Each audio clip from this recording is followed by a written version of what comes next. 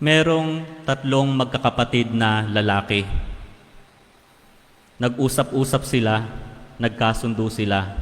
Sabi nila sa isa't isa, "Hoy, si Papa may edad na. Nawala na si Mama, hindi na natin siya kasama. Si Papa, ginagawa niya yung lahat para ibigay sa atin yung magagandang bagay. Kaya ano kaya yung pwede nating gawin para mapasaya siya, para maging proud siya sa atin?" Kaya itong tatlong magkakapatid na lalaki na ito, gumawa sila ng life project. Nagkasundo silang magkakapatid. So ito ang ating project. Tatawagin natin yung ating project na MYPP. Make Your Papa Proud. Ito yung ating gagawin sa ating buhay simula ngayon.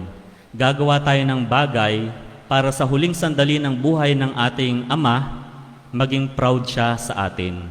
At ganun nga yung ginawa ng tatlong magkakapatid. Yung panganay, ang ginawa niya, nagtrabaho siyang maigi.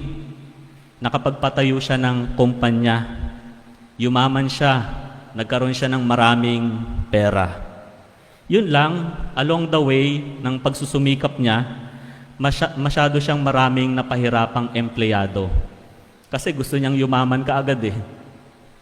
So marami siyang napahirapan din na empleyado na under sa kanya.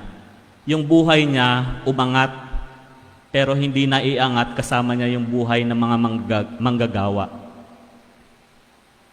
Yung pangalawang anak na lalaki, nag-aral namang maigi. Kasi alam niyang matalino siya eh, may utak siya. Yun lang, masyado siyang obsessed na patunayan na magaling siya tsaka matalino sa klase. Nagsumikap siya, nagkaroon siya ng MA degree, nagkaroon din siya ng PhD.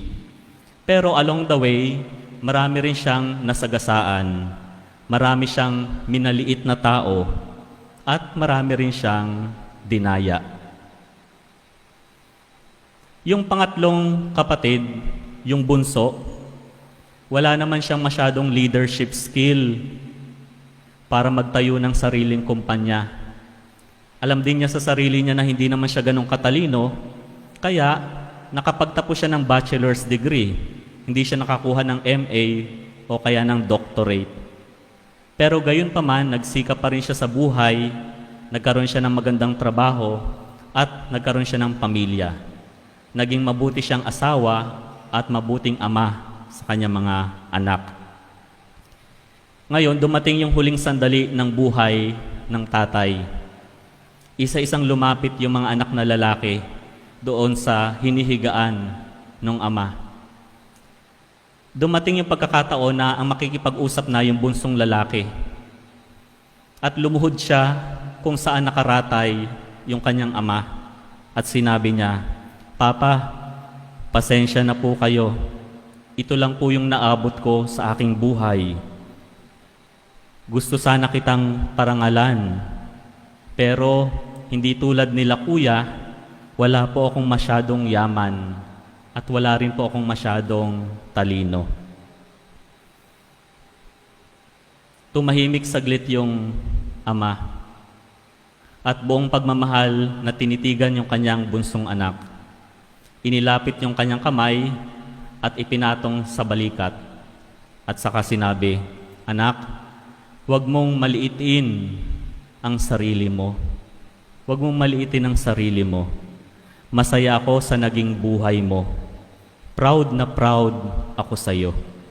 Yung mga kuya mo, naitaas nila yung antas ng kanilang buhay. Tumaas sila sa lipunan.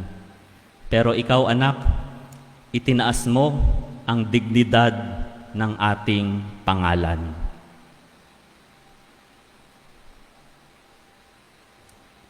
Itinaas ng dalawa yung kanilang economic tsaka social standing.